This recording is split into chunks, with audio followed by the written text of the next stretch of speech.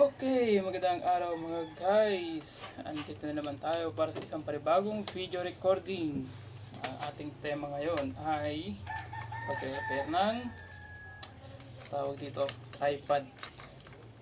Tripod na binigay sa atin ng isa nating katropa at kasama sa grupo. Kasama sa grupo ng Team Pusakal na si Bob Reyes. Salamat. Salamat sa tripod. At ngayon, para maumpisahan natin yung ating video, kailangan natin alamin kung ano yung kanyang sira. So, ito yung sira ng tripod. Yan, nahuhugot siya ng todo. Ibig sabihin, wala na siyang stopper. Hindi na siya napipigilan para hindi lumabas ng gusto. Ngayon, para malaman natin kung anong kailangan nating pyesa at gagamitin na materyales, kailangan muna natin obserbahan kung ano ang nawawalang pyesa sa kanya. Ngayon, para malaman natin kung ano yung nawawalang pyesa sa kanya, madali lang yan. Kuha tayo ng sample ayan, kuhanin natin yung sample ng pyesang matino. Yan, kagaya nito. Yan. Itong maliit na pyesa na to na kulay puti. Yan, gagawa tayo nito. At kung ano ang laman nito sa loob, makikita natin. Okay. Yan. Ito yung sample ng mga stoppers na kailangan natin.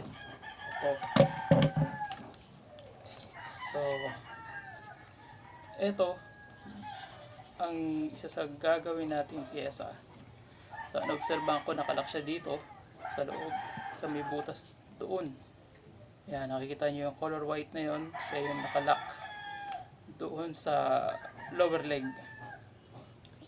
Siya yung nagsisilbing lock ng stopper natin para dito. Yan. Ngayon,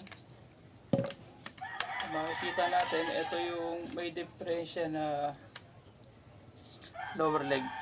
Nawawala yung kanyang stopper dito. Pero buti na lang, naiwan pa to. So, yan yung gagawa natin ngayon ng pyesa. So, sa ngayon, kung ano ang kailangan natin para dito.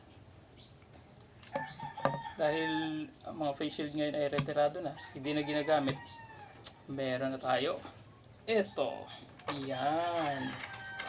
Ito magagamit natin pang remedyo sa ating proyekto. Actually, itong pyesa na to, pwede na rin itong gamitin parang stopper dito. Yan, kagaya nito. Hindi nga na sila magsingkapan, pero sa palagay ko, pwede na.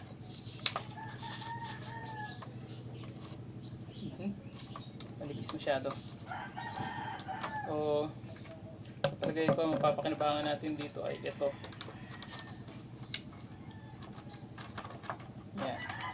Kailangan natin baklasin yung retiradong face shield. Medyo matigas. Yan. Ngayon, check natin kung sukat ba. Yun, swerte. Magsing lapad. Ayan, magkasing lapad sila. Yung kapal, swerte pa rin. Magsing kapal. Pwede. Ayan o. So, ang gagawin lang natin dito ay ikakat ito ng rectangular.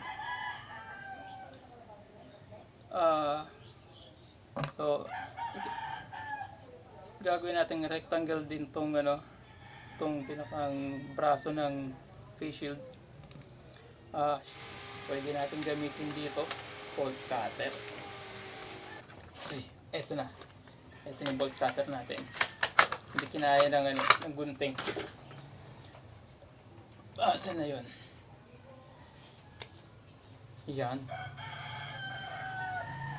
Itong bolt cutter pala na to, kaya pala tayo nagkaroon nito. Kasi Ginagamit natin to sa pagre-repair ng mga bisikleta. Yung mga bisikletang kinakabitan natin ng mga cable housing, ito natin to ginagamit. Kasi ang hirap mag-repair ng cable housing, nung hirap magkabit ng cable housing na wala kang bolt cutter. Yan, putol na natin. So gagawin natin, kailangan natin kuhanin yung tamang sukat nito. Di bali nang kayo'y sumobra, huwag lang magkulang. Yan.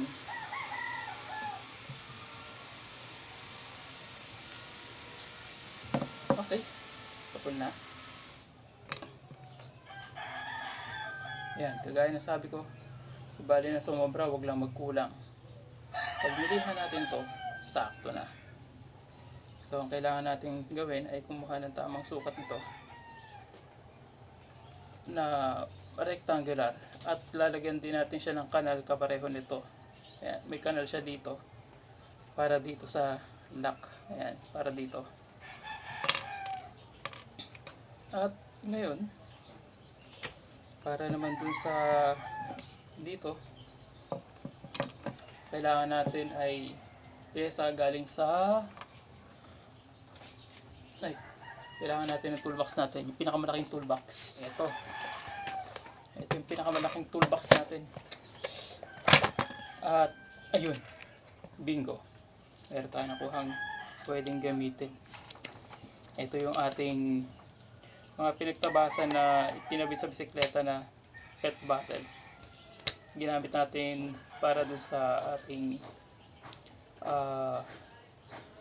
carrier.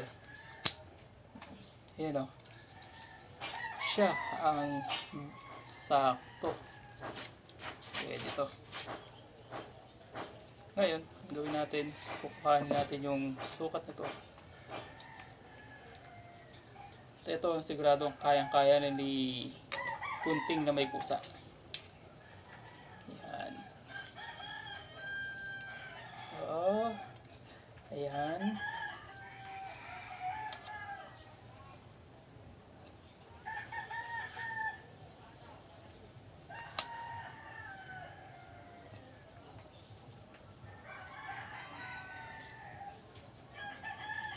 Hindi pantay. Hindi pantay ang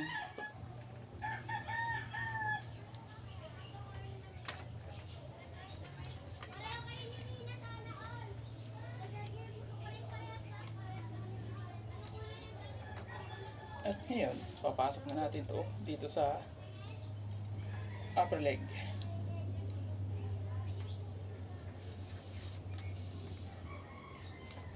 Yeah. Pumasok ka. Yan. Mag-aaral siya. So, gagawin na lang natin ngayon ay yung pyesan to.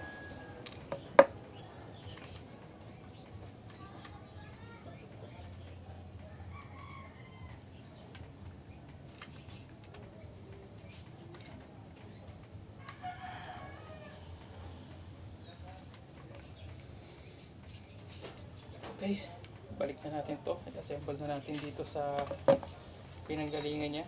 Kabit na uli natin.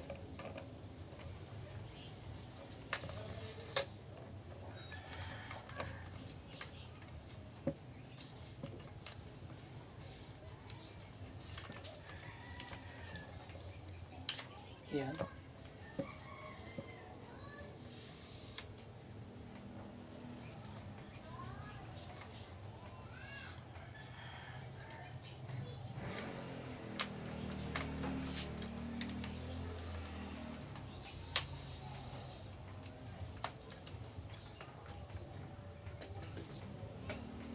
Ngayon, para magpagawa tayo ng rectangle nito, para magawa natin yung rectangle para ito, kailangan natin ng liha.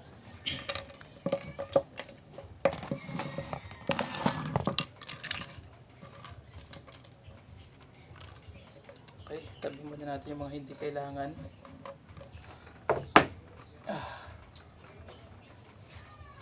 Okay, may liha na tayo.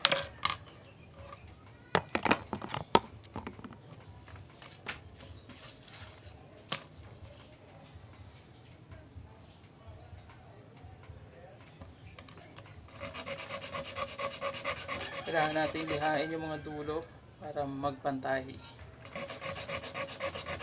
Okay, ngayon nakatapos na tayo magliha. Gagawin naman natin yun. Gagawa natin ng kanal tong pyesang ginawa natin. Ayan, inip. Ngayon itong bakal na bilog, iipit natin dito sa liha. Magliliha pa rin tayo. Ayan. So, gagawa tayo ng kanal. Ayan.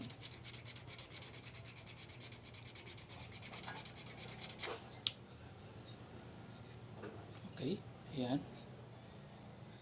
Nagawa na natin ng kanal yung ating pyesa. Okay, pwede na ito ikabit ngayon sa ating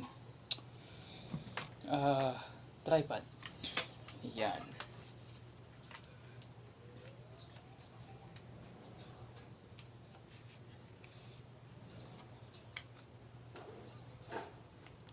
Yun, kasya na. Hindi na siya hindi na natatanggal ngayon yung ating lower leg. Ayan o, matibay na. Matibay na yung lower leg natin, matibay na yung kapit. Ngayon, kailangan natin ng pamukpok. At ito yung pin, kakabit na natin. Ikakabit na natin. Yan.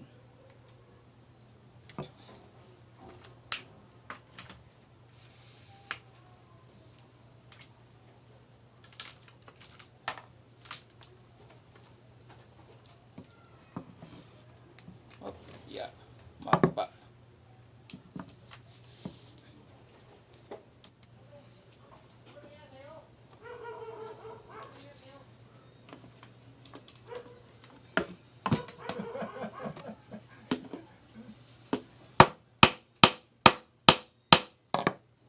Ayun, nailapat na maayos. Okay na.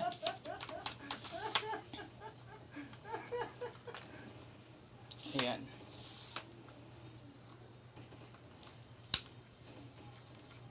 Ngayon, gumagana na silang lahat.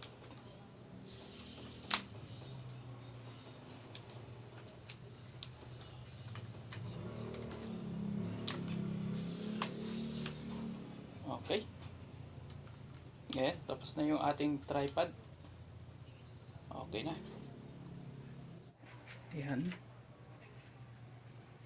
Nakatayo na siya na maayos.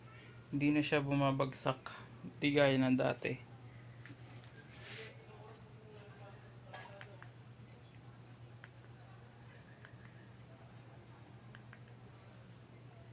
Ayan. Okay na siya. Pwede din natin ikabit yung ating camera dito ngayon.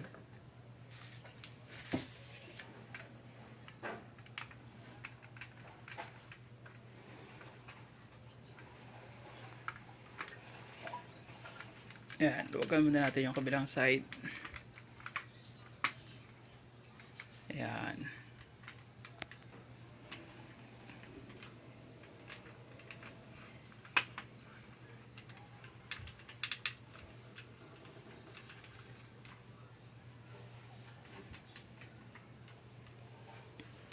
Ayan. Sa kabuuan itong ganun to ay matino tong ating tripod na galing kay Bob.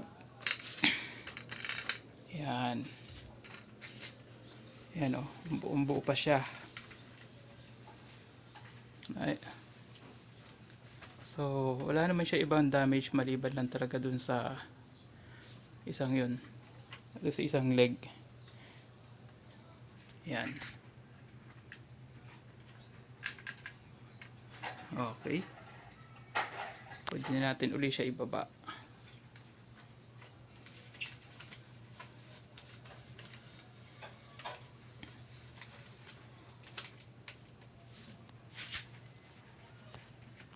Yan. So magagamit na natin siya sa ating mga susunod na video recording. At meron pa pala ako isa pang tripod dito. Iyan, yung maliit na tripod na to. Ginagamit natin yun para sa ilaw. Yan. Okay. At yan po nagtatapos ang ating video para sa tripod.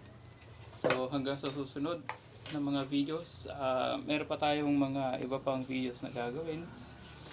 Hindi lang natin alam kung ano-ano pa yung mga yan. Malamang baka sa susunod mga travel vlogs naman.